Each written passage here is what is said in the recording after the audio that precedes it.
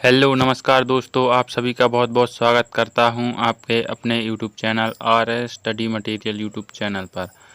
तो आज के इस वीडियो में हम संविधान के भाग 2 के बारे में जानने वाले हैं। जो सीरीज चल रही है इस चैनल पर उसका यह भाग 2 है। इसमें हम देखने वाले हैं क्या, नागरिकता के बारे में इस वीडियो में बताया गया है।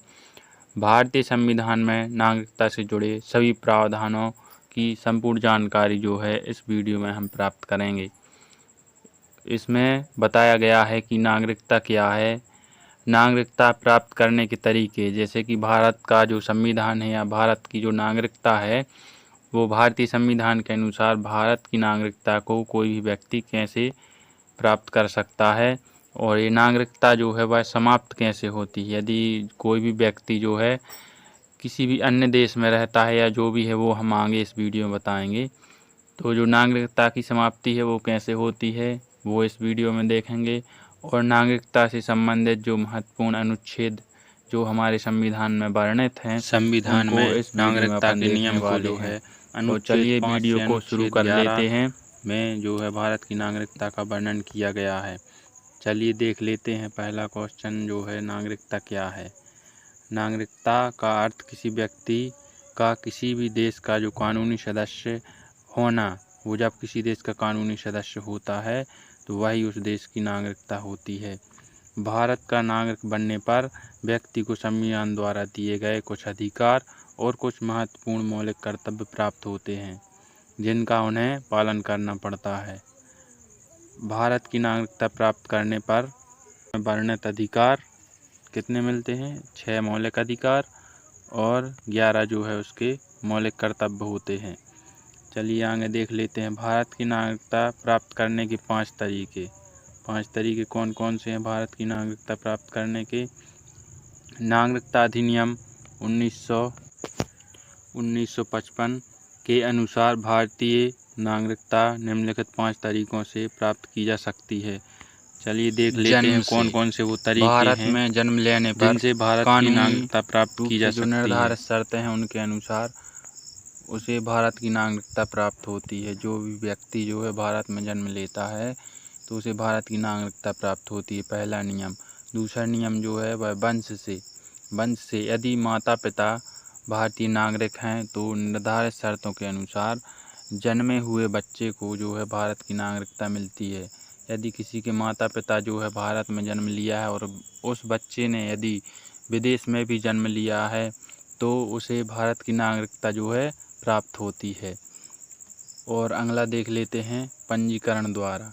कुछ पात्र विदेशी नागरिक या भारतीय मूल के व्यक्ति आवेदन के माध्यम से जो है भारत की नागरिकता प्राप्त कर सकते हैं।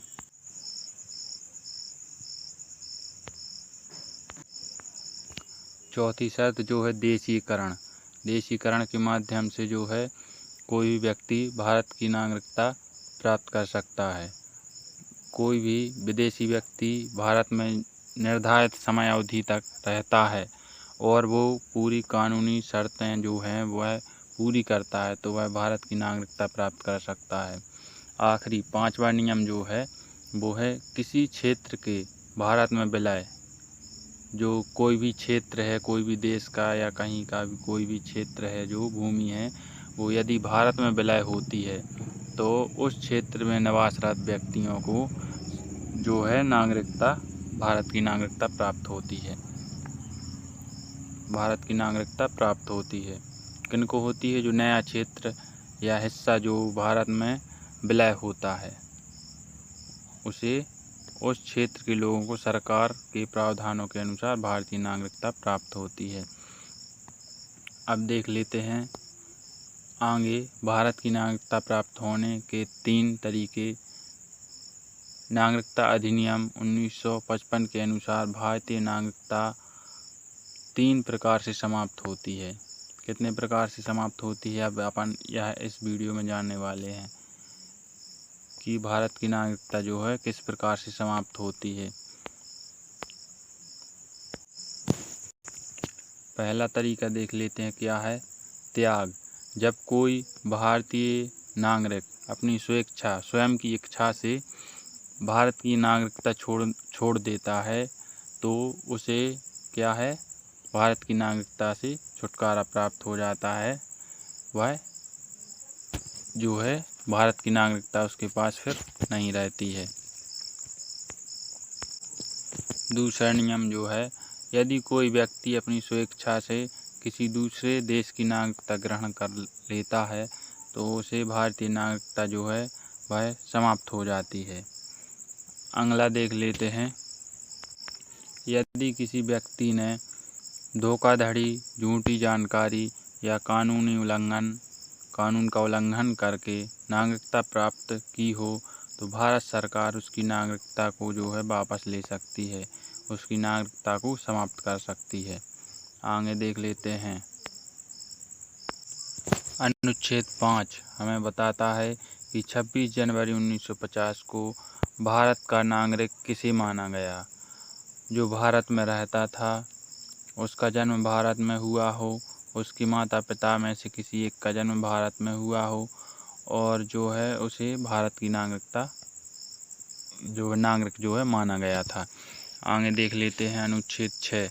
अनुच्छेद 6 और 7 अनुच्छेद 6 और 7 जो है भारत विभाजन के समय भारत और पाकिस्तान के बीच आए लोगों से जो है संबंधित है।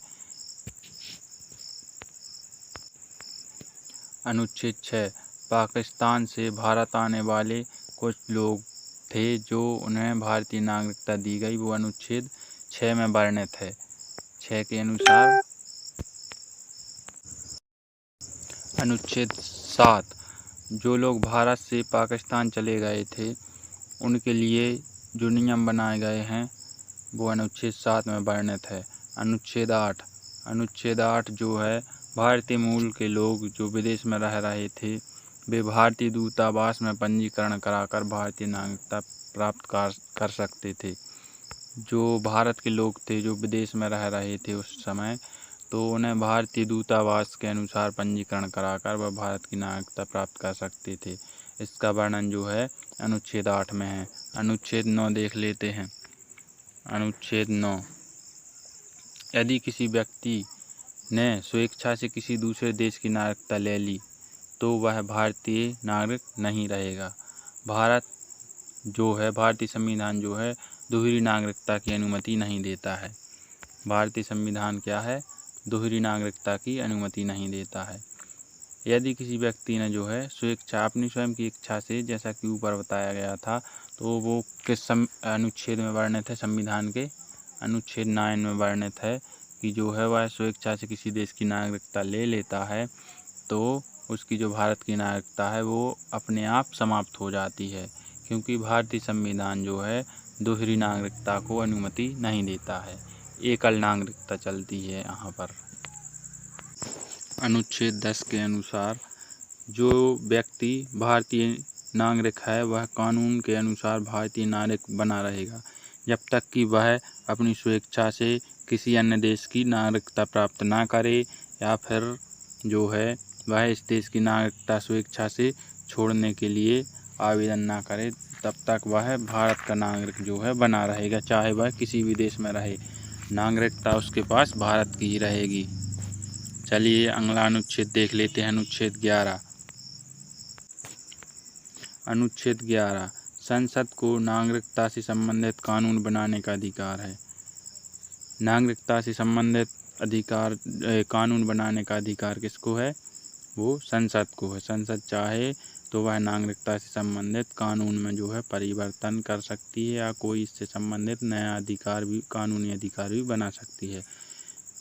इस अधिकार के आधार पर नागरिकता अधिनियम 1955 बनाया गया था। 1955 नागरिकता अधिनियम 1955। चलिए देख लेते हैं आज के इस वीडियो में हमने क्या क्या सीखा है। संविधान का यह पार्ट 2 था और इसमें अपन ने भारत की नागरिकता के बारे में जाना कि भारत की नागरिकता क्या है, नागरिकता किसे कहते हैं, कैसे प्राप्त कर सकते हैं, इसकी समाप्ति कैसे होती है। इन सभी विषयों पर अपन ने इस वीडियो में जो है विस्तार से समझा। भारतीय संविधान जो है दोहरी नागरिकता की अनुमति नहीं देता है, यह विशेष बात है। हमारी इस सीरीज का अगला वीडियो जो है मौलिक अधिकार के बारे में जो है विस्तार से बताया गया है। यदि आपको वीडियो पसंद आई हो तो वीडियो को लाइक करें, चैनल को सब्सक्राइब करें और अपने दोस्तों के साथ ज़रूर शेयर करें ताकि ऐसी नॉलेज वाली वीडियो उनके पास भी पहुंचे, उन्हें भी इसकी जानकारी प्राप्त हो सके। मिलते हैं अगले भाग में जिसमें मौलिक अधिकार को हम विस्तार से समझेंगे। तब तक के लिए जय हिंद, जय भारत।